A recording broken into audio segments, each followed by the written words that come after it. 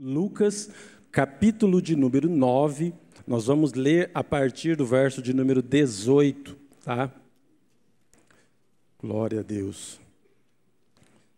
Vocês viram o pastor Emerson falando aqui que além de pregar eu dancei, mas é que, né, pastor, eu estava tenso, porque os adolescentes não é um público fácil, não é?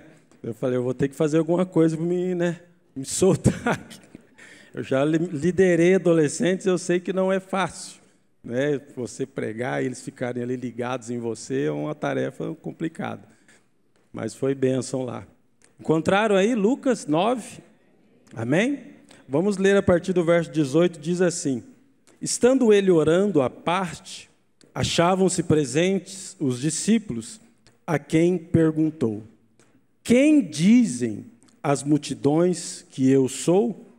Responderam eles: João Batista, mas outros Elias, e ainda outros dizem que ressurgiu um dos antigos profetas.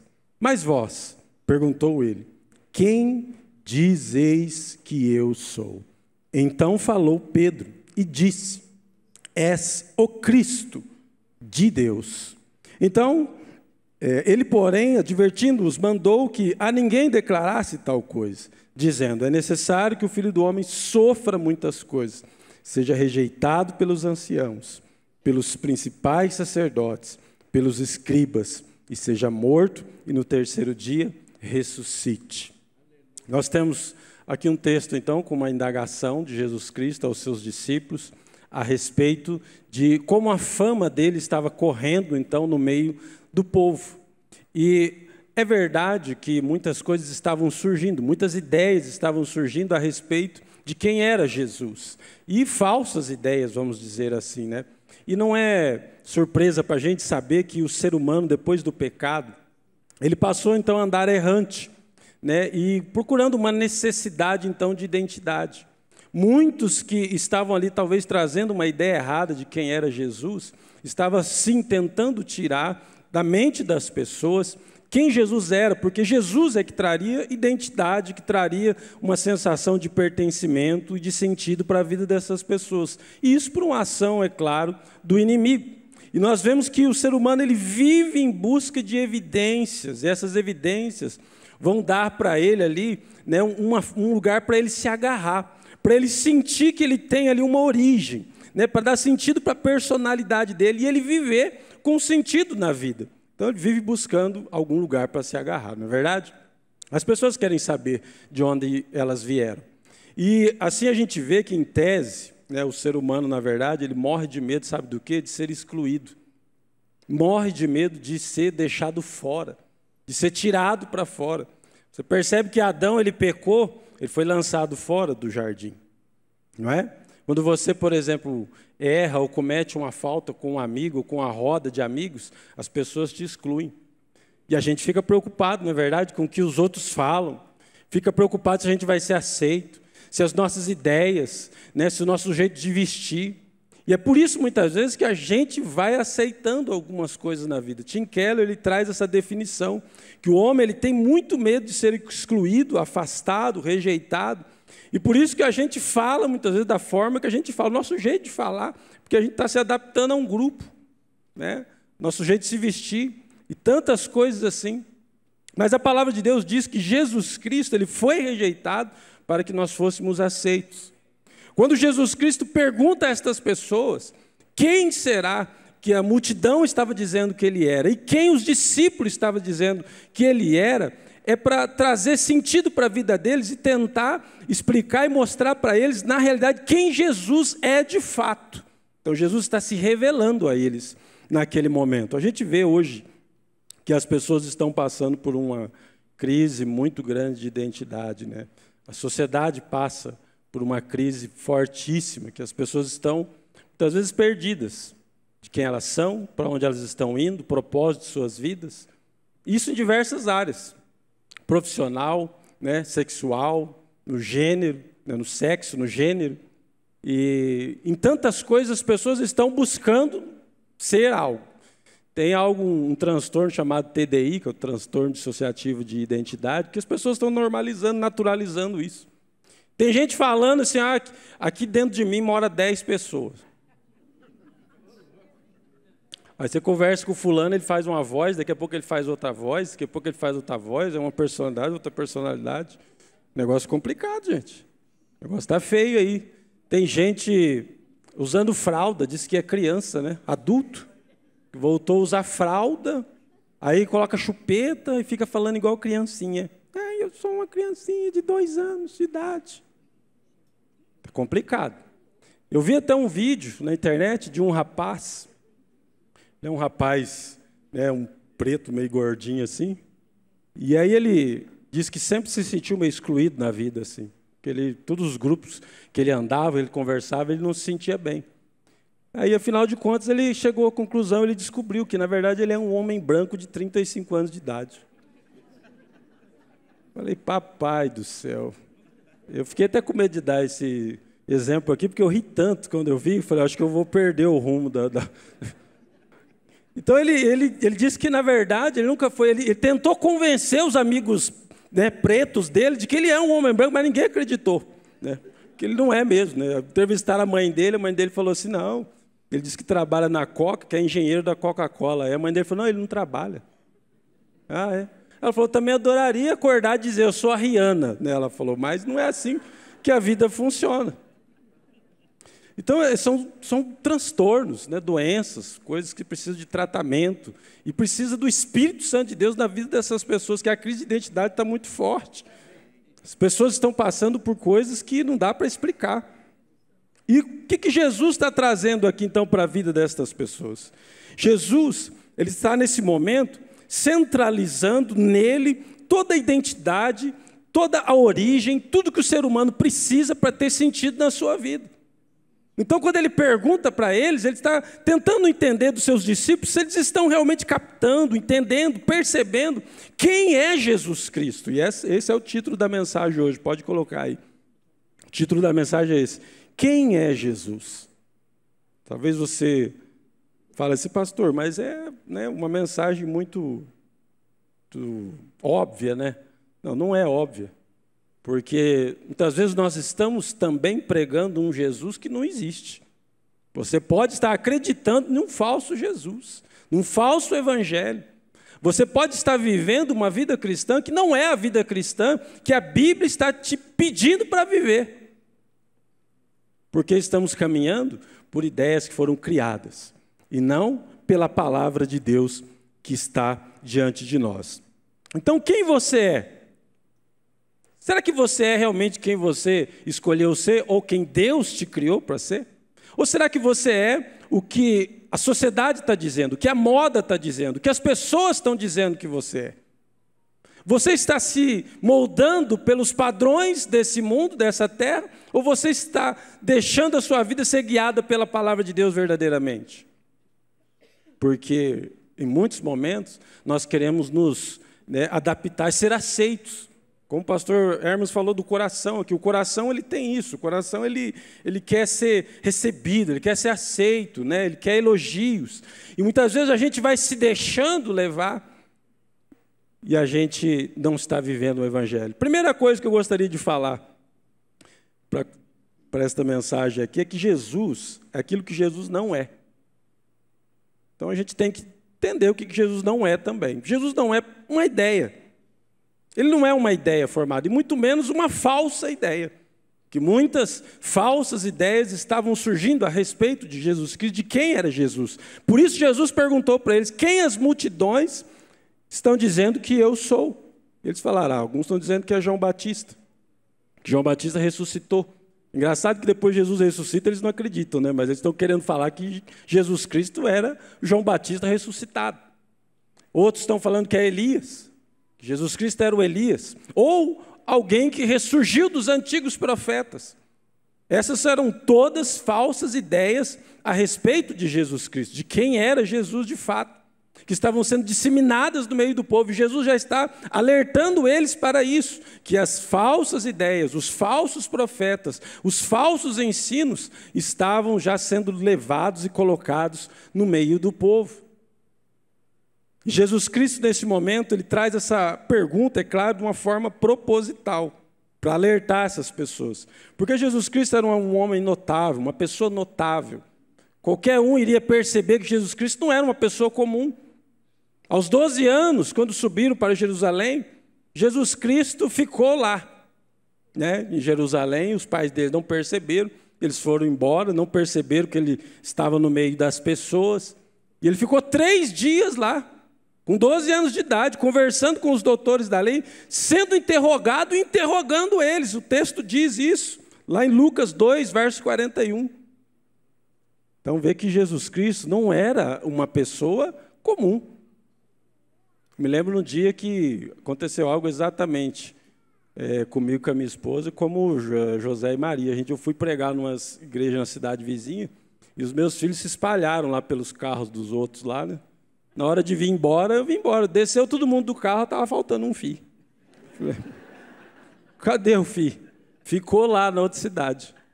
Porque todo mundo entrou no carro e veio embora, e ele ficou brincando com os meninos lá. Eu já voltei correndo rapidamente para buscar ele. Ele não tinha nem percebido que a gente tinha ido embora, que era uma cidade próxima, né? Ele estava brincando lá, eu cheguei lá e peguei e levei ele embora. Mas o que acontece? Jesus era uma pessoa notável, era uma pessoa diferenciada. E a Bíblia aqui no Evangelho de Lucas enfatiza o crescimento de Jesus, que ele crescia em sabedoria, que ele crescia na graça de Deus. O texto ele fala, o menino crescia em conhecimento e graça.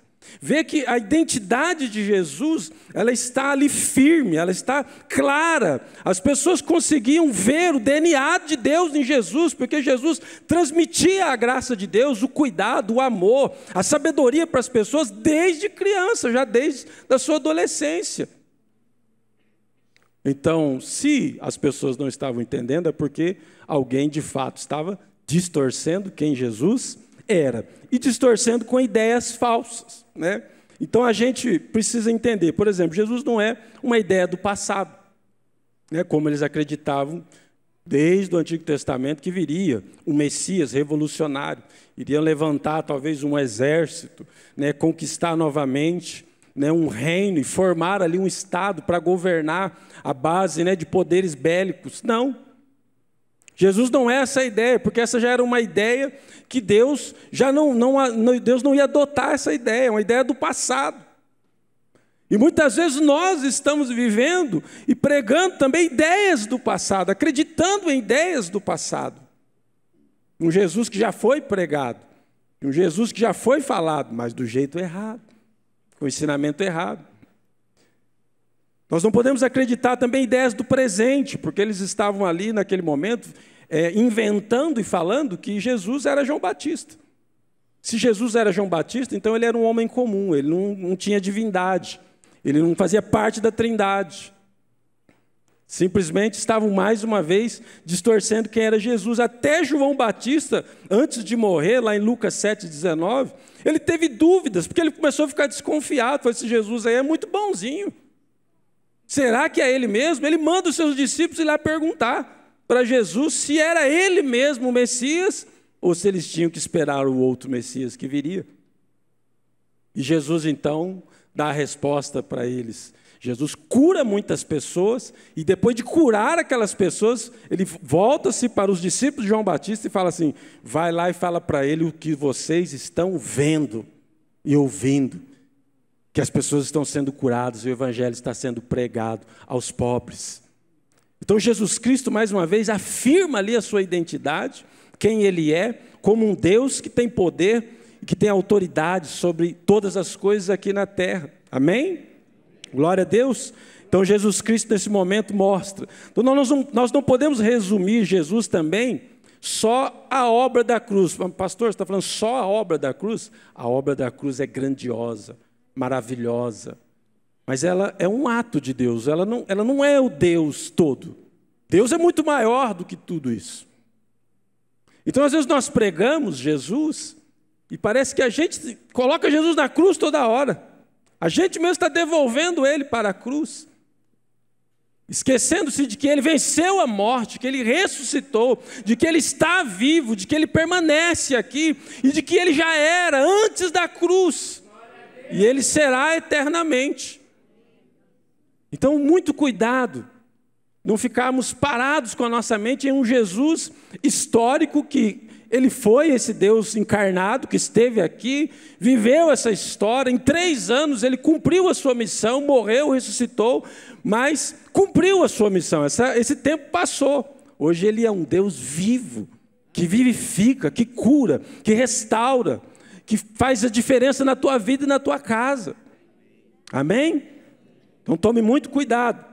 Também não é uma ideia, né, que nós podemos pensar assim, uma ideia como eles criaram a respeito de Jesus, tantas acusações que foram feitas, que Jesus era um glutão, que Jesus era chefe dos demônios, né? Quando Jesus expulsava os demônios, os fariseus inventaram isso, não, ele é chefe dos demônios, por isso que os demônios obedecem a ele. Que Jesus era um revolucionário, que era um mentiroso, tantas coisas que inventaram e acusaram a Jesus. Acusações que eram crimes. Por exemplo, Jesus foi acusado de blasfêmia, de profanar o sábado, de ser um falso profeta, de sedição, declarar-se rei, incitar o povo a não pagar impostos a César.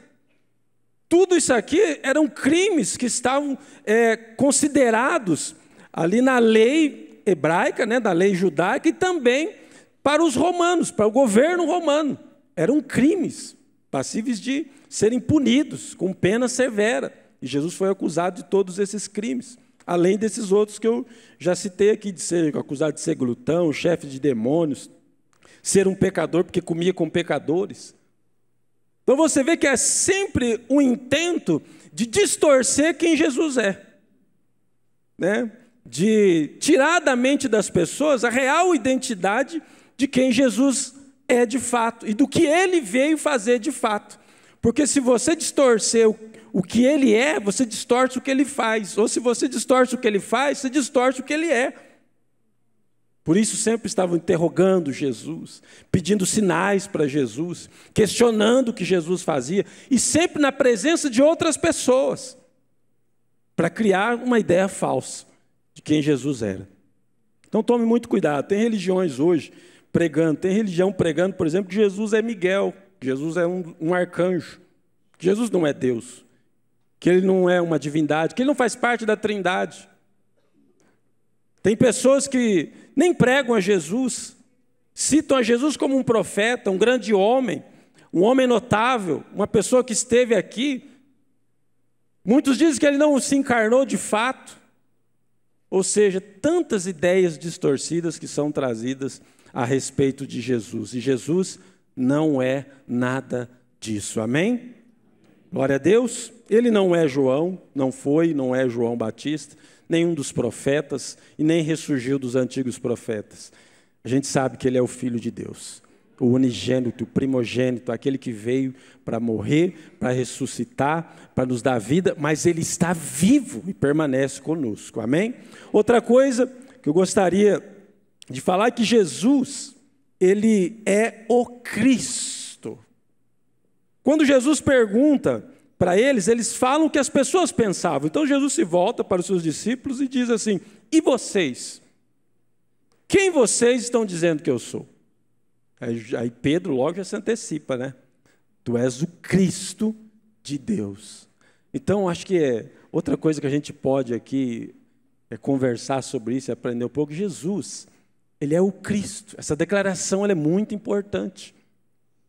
O Cristo significa o ungido de Deus. Esse termo significa ungido, o escolhido de Deus, escolhido para algo, né? Então a tradição aqui hebraica só traduziu, né, o Messias para Cristo, né, no grego depois, mas ele é ungido, o escolhido de Deus para uma missão, para um propósito. Por que escolhido? Porque ele, desde o princípio, Jesus já foi designado para isso. No Antigo Testamento, quando ia se fazer um sacrifício, tinha que se escolher vamos dizer assim, uma vítima ali, né, um cordeiro, aquele que ia ser levado para ser imolado. E o pastor, aquele que escolhia, ia olhar direitinho qual que tinha que ser. Um perfeito, um sem, né, mancha, um sem nenhum tipo de ferimento. sem defeito nenhum. E Jesus Cristo é esse escolhido de Deus. João Batista, no capítulo 1, verso 29, ele diz: eis o Cordeiro de Deus que tira o pecado do mundo. João Batista já declarou isso quando se encontrou com Jesus, e já diz: eis o Cordeiro de Deus, ou seja, escolhido de Deus para esse sacrifício, e é Ele que vai tirar o pecado do mundo. Então o Cristo, o ungido de Deus, o escolhido, ele foi realmente escolhido de Deus para um propósito. Em Hebreus a Bíblia diz que os sacerdotes, os judeus, ofereciam repetidamente os mesmos sacrifícios, mas que nunca podiam remover os pecados. E Jesus Cristo, no entanto, ofereceu um único sacrifício pelos pecados, que é válido para sempre. Amém? Então ele é o Cordeiro separado, escolhido para esse propósito, porque ele veio fazer um sacrifício de uma vez por todas, para que não houvesse necessidade mais de se sacrificar animais, porque isso não era, na verdade, eficiente para o propósito que se pretendia. E ele é ungido porque ele é separado para Deus. Gálatas 3, 16, 17 diz: pois Deus fez as suas promessas a Abraão e ao seu descendente. Gostaria que você guardasse muito esse verso bíblico, esses dois versos, Gálatas 3, 16 e 17. Pois Deus fez as suas promessas a Abraão e ao seu descendente. Quando as Escrituras dizem, isso aqui eu estou continuando, verso 17, diz assim, ó: quando as Escrituras dizem que Deus fez suas promessas a Abraão e a sua descendência, elas não querem dizer que se trata de muitas pessoas, mas de uma só, isto é, Cristo, ungido. Amém? Então, quando ele fez a promessa a Abraão e ao seu descendente, ele estava falando de um só, não estava falando da gente. A gente, às vezes, tem a mania de traduzir esse texto aqui, de já interpretar ele, a Abraão e aos seus descendentes. Não, a Jesus Cristo. Ele é o descendente. Ele foi separado, ele foi escolhido, ele que veio para cumprir essa missão aqui. Aí, mas pastor, e onde a gente entra? A gente entra no crer em Cristo. Amém?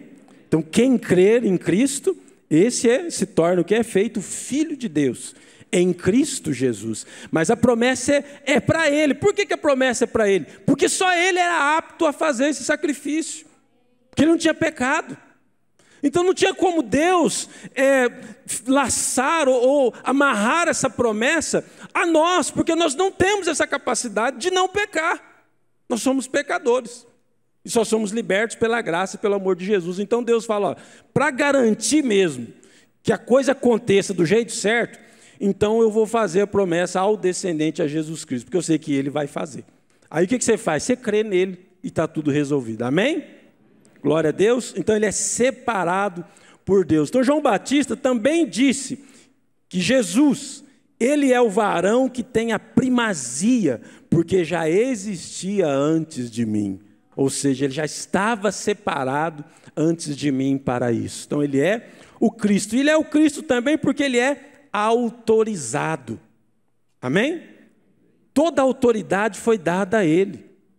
A palavra de Deus diz que Jesus, quando se aproximou dos discípulos, lá no Evangelho de Mateus, no capítulo 28, ele falou assim, dizendo: toda autoridade me foi dada no céu e na terra, portanto, vão e façam discípulos de todas as nações, batizando em nome do Pai, do Filho e do Espírito Santo, ensinando-os a guardar todas as coisas que eu tenho ordenado a vocês, e eis que estou convosco todos os dias, até o fim dos tempos. Ou seja, ele tinha autoridade para dar a salvação, autoridade sobre a natureza, autoridade sobre as enfermidades. Ele tem toda a autoridade, essa autoridade foi dada pelo Pai. Então, ungido significa aquele que é autorizado. Por isso ele é o Cristo de Deus. E por último, ele é o Cristo porque ele é protegido de Deus.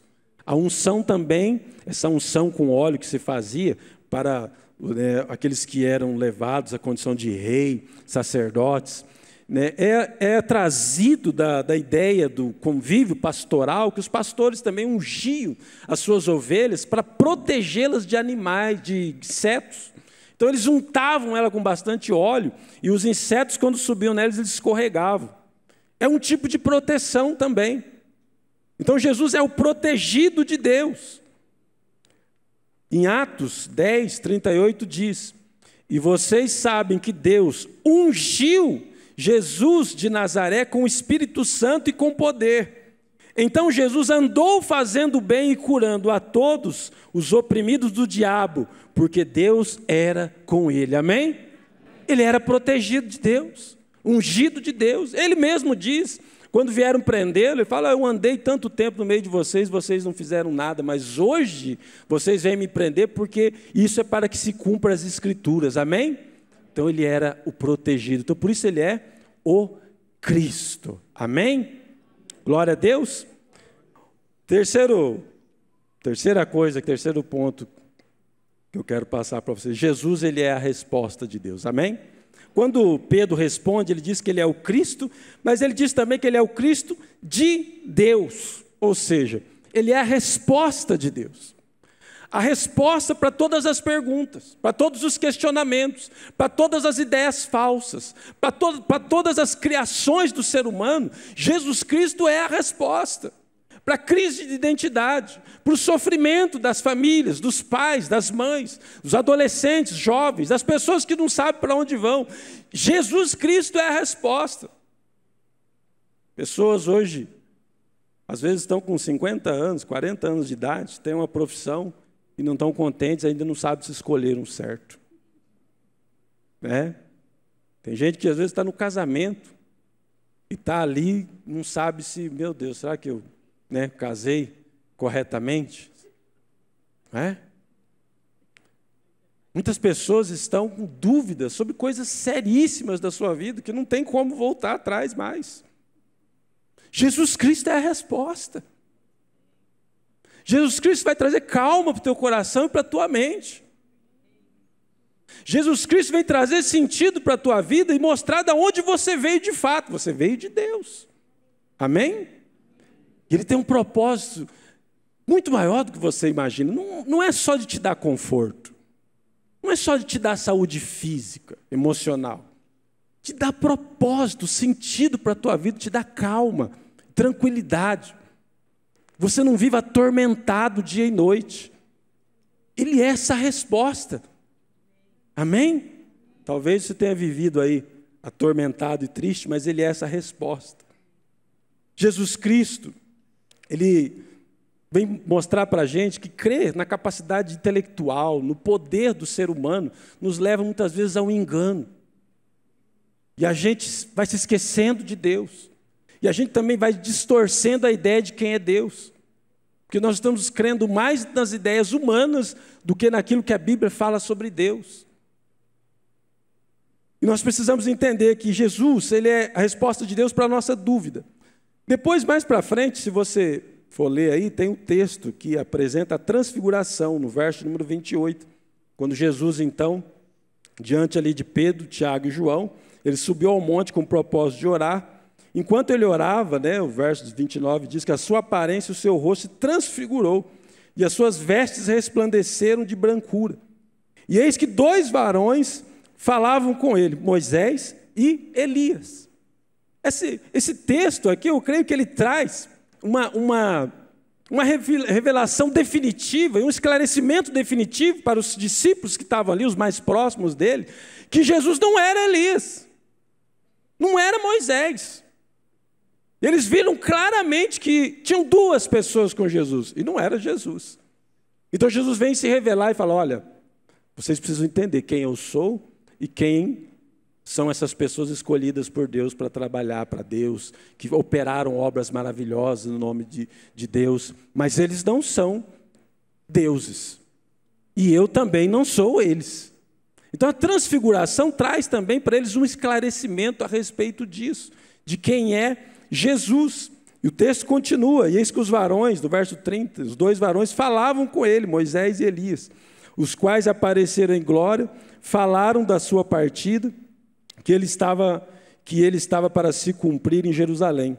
Pedro e seus companheiros acharam-se premidos de sono, mas conservaram-se acordados. Viram a sua glória, os 2 varões que com ele estavam. Ao retirar-se estes de Jesus, disse-lhe Pedro: Mestre, bom é estarmos aqui. Então façamos 3 tendas, uma será tua, outra de Moisés e outra de Elias, não sabendo, porém, o que dizia. Né? Enquanto assim falava, veio uma nuvem e os envolveu, e encheram-se de medo ao entrarem na nuvem. E dela veio uma voz dizendo: este é o meu filho, o meu eleito, a ele ouvi. O próprio Deus falou para eles: vocês têm que ouvir a ele, a mais ninguém, nenhuma voz, nenhuma ideia, nenhuma criação, nenhuma invenção dessa terra, é a ele que vocês têm que ouvir. E o verso número 36 ainda diz: depois daquela voz, achou-se Jesus sozinho. Eles calaram-se, e naqueles dias a ninguém contaram coisa alguma do que tinham visto. Então Jesus Cristo é a resposta para a dúvida que a gente tem sobre tantas ideias erradas que surgem ao longo da história. A W. Tozer, no livro E Ele Habitou Entre Nós, são ensinamentos a respeito do Evangelho de João, no capítulo 7, ele fala do que realmente importa para Deus. E ele diz assim: de acordo com a Bíblia, fomos feitos por Deus com dimensões intelectuais e espirituais tremendas. Fomos feitos à imagem dele. O que destruiu isso foi o pecado. Essa situação nos traz o senso de orfandade. Como consequência, o diabo tira proveito de nós e murmura a sua mentira no nosso ouvido, no ouvido do ser humano. Você não importa realmente para Deus, não é importante realmente para Deus. O Senhor não tem qualquer conexão emocional com você. Ele não está interessado em você. Isso é que o diabo diz. E nós muitas vezes acreditamos nessa mentira do diabo. Ele é a resposta para as nossas vidas, para essa angústia que talvez está no teu coração. Porque o medo de estar fazendo errado, o medo de estar no lugar errado, de ter tomado a decisão errada, é exatamente o medo de estarmos vivendo a vida que Deus não nos criou para viver, de não sermos quem Deus nos chamou para ser. E isso traz angústia ao ser humano. Então, Jesus é a resposta para todo medo, toda angústia, toda dor. Para concluir, eu quero dizer que quem é Jesus, então? O nome de Jesus em hebraico é Yeshua, que significa Jeová é salvação. Ele é a nossa salvação. E por isso Satanás tenta distorcer quem é Jesus, porque ele quer te manter preso no pecado. Ele quer te manter aprisionado na dor, no medo, nas enfermidades. E Jesus é a salvação, então ele quer manter você distante da salvação. Jesus Cristo é o unigênito, o Filho de Deus. Ele entregou a sua própria vida em sacrifício para redimir todo aquele que nele crê. Sendo a segunda pessoa da Trindade, Jesus é igualmente Deus. E assim como o Pai e o Espírito Santo, Jesus é o Messias que haveria de vir. Amém?